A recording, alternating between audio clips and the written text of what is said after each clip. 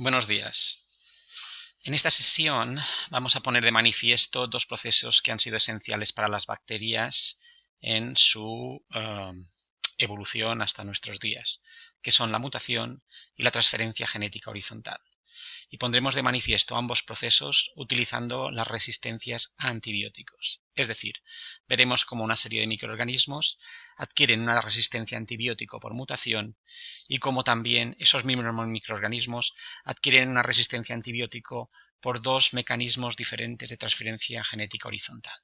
Bueno, para ser más preciso, con un mecanismo de transferencia genética horizontal, la conjugación, pero con dos mecanismos de estabilización del material genético diferentes: replicación del plásmido que ha sido transferido por conjugación y transposición del gen que codifica para la resistencia al antibiótico. He recuperado estas diapositivas de las sesiones teóricas de microbiología para centrar el tema. Si nosotros tenemos una bacteria que es capaz de realizar un determinado proceso, acordaros que por duplicación génica un gen podía generar una segunda copia idéntica y que después, por mutuación de una de las dos copias, podíamos adquirir un gen nuevo con una función nueva. Era importante tener o que hubiese ocurrido primero esa duplicación génica, porque así la incorporación de modificaciones en el gen no provocaba la pérdida de la función original. De esta manera la bacteria tenía un sistema nuevo y eficiente para adaptarse a las nuevas circunstancias en las que le tenía que vivir. Imaginaros que esto es la resistencia a un antibiótico y aquí tendríamos un mecanismo para adquirir esa resistencia. ¿Qué pasa por transferencia genética horizontal? Bien, imaginaros que hay una bacteria que ya ha inventado un mecanismo de resistencia a un determinado antibiótico y esta bacteria que lo ha inventado y que es resistente a ese antibiótico tiene la capacidad de transferir genéticamente este mecanismo de resistencia a otra bacteria. De esta manera, de una manera inmediata, esta bacteria que ha recibido el gen se convierte en una bacteria resistente al antibiótico. Pues estas son las dos estrategias que vamos a intentar poner de manifiesto.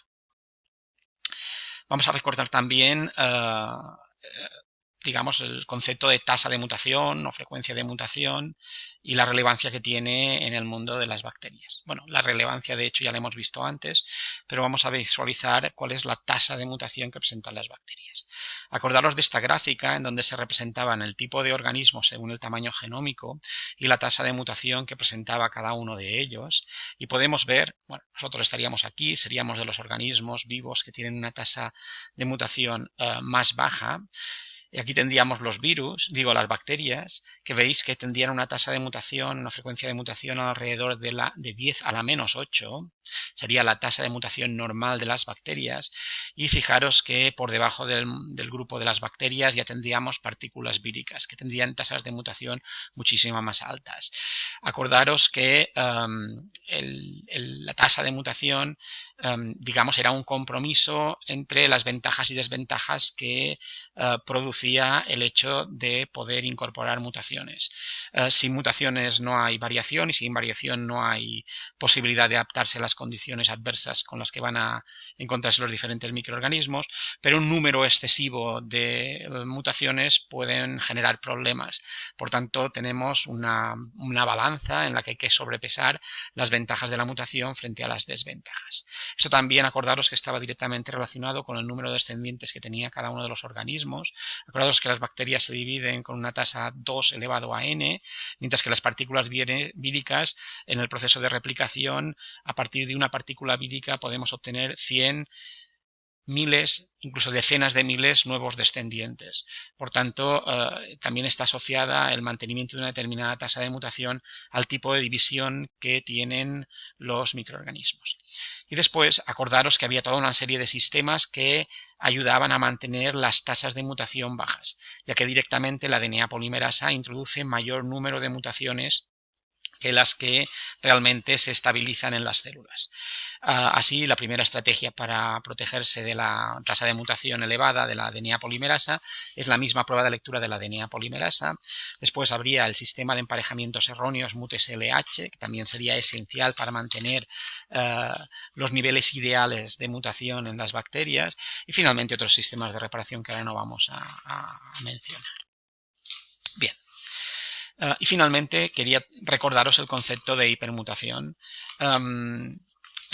Estuvimos comentando los trabajos del grupo del doctor Oliver sobre mutación y Pseudomonas aeruginosa colonizadora de pulmones de pacientes de fibrosis quística, y acordaros que en un análisis de las tasas de mutación de diferentes cepas aisladas en pulmones, veíamos que la mayor parte de las cepas de Pseudomonas aeruginosa aisladas tenían una tasa de mutación próxima a 10 a la menos 8 o alrededor de 10 a la menos 8, que sería la tasa de mutación estándar de Pseudomonas aeruginosa, pero que detectaron una serie de mutantes que presentaban tasas de mutaciones 2 órdenes de magnitud superiores, es decir, que se centraban alrededor de 10 a la menos 6. Estas cepas con esa tasa de mutación tan alta se definieron como cepas hipermutadoras, y la mayor parte de ellas, por no decir todas, estaban afectadas en el sistema de reparación de mutaciones. Básicamente lo que significaba esto es que para poder, digamos, sobrevivir a las condiciones de ese pulmón, digamos, de los afectados en fibrosis quística, la presencia del carácter mutador permitiría la acumulación de un mayor número de mutaciones que podrían ser de tipo adaptativo. Es decir, que al tener una mayor tasa de mutación, al microorganismo le era más fácil adquirir mutaciones que le permitiesen sobrellevar el estrés con el que se encuentran en esos pulmones. Bien, esto es, creo yo, los conceptos básicos con los que tenemos que trabajar, junto con el concepto de conjugación, que a continuación revisaremos.